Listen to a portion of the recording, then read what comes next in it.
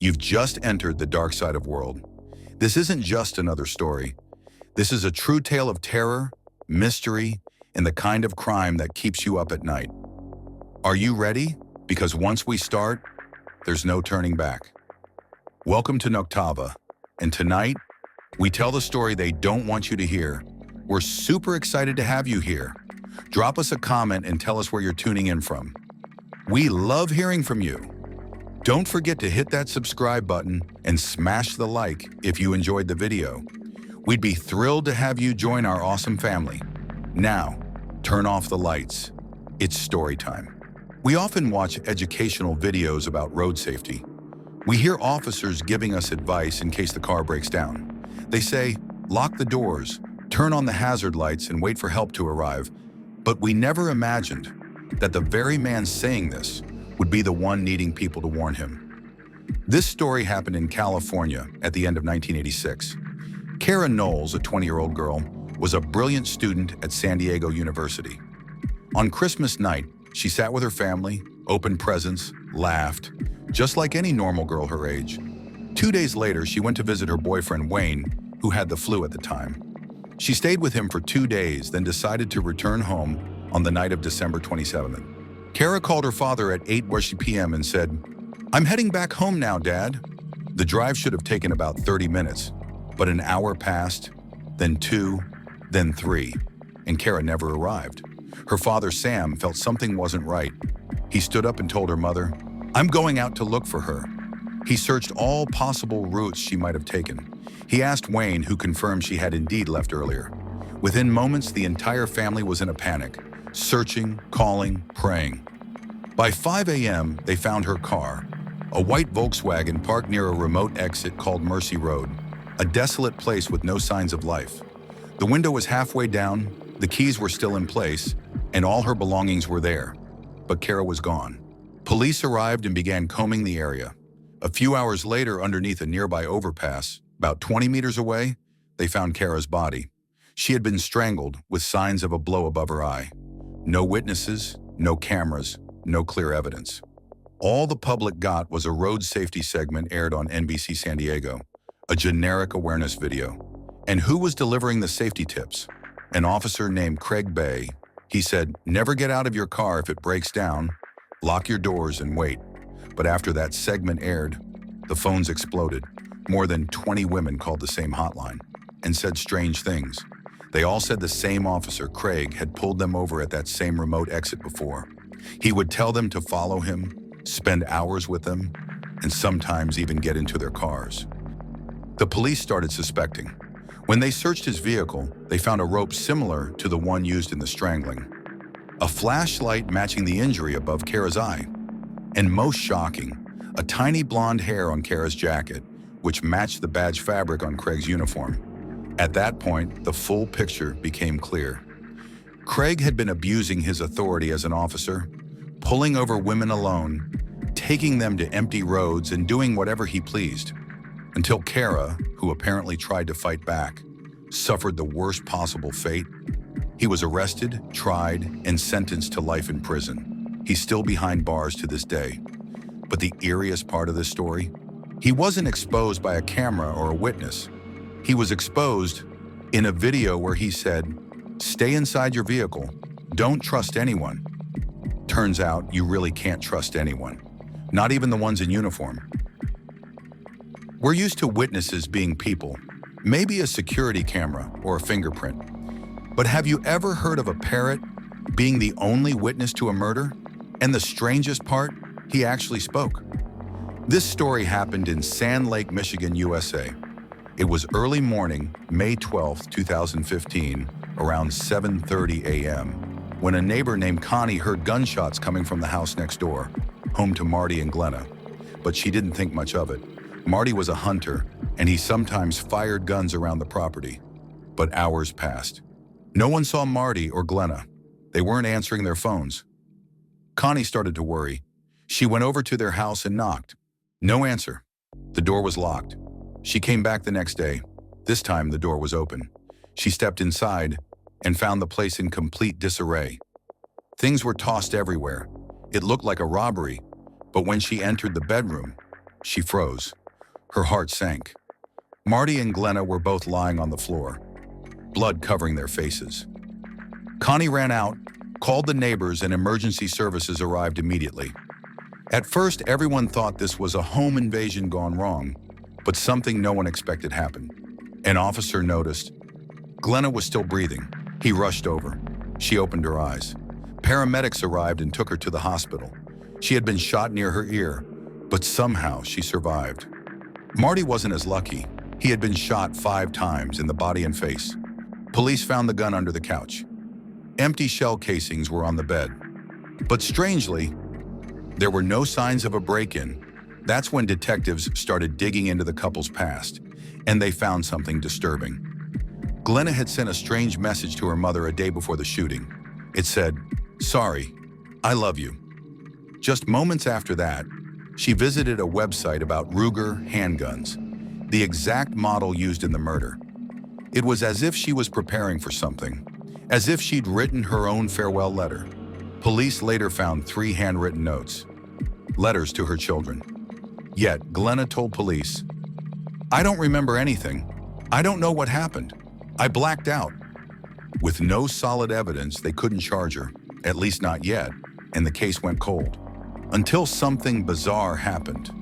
The parrot, yes, a parrot, his name was Bud, Marty's pet parrot. After his death, Bud was taken in by Marty's ex-wife, Christina.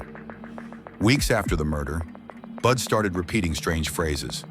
He'd say the same sentence over and over, in 2 different voices, like he was mimicking an argument, and Christina noticed something chilling. The parrot would say, "Don't shoot! Shut up, shut up, shut up!"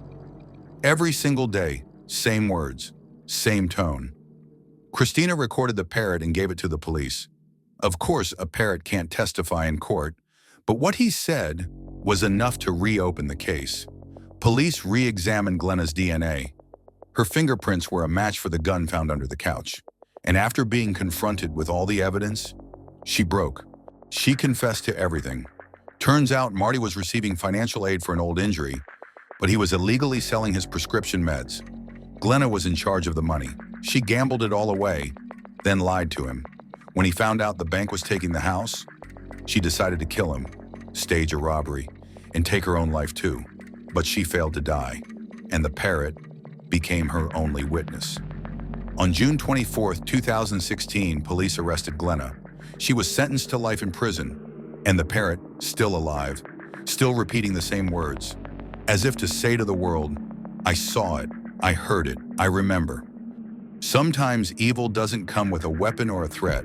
Sometimes it comes wearing a kind smile, speaking gently, reaching out a hand to help.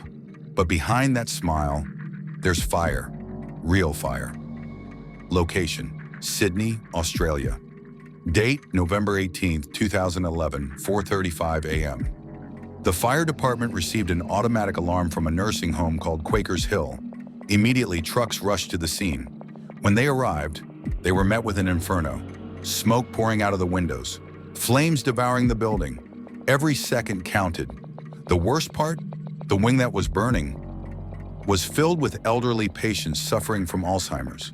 Most of them couldn't move, couldn't scream, couldn't even understand what was happening. People were screaming. Firefighters were trying to break in.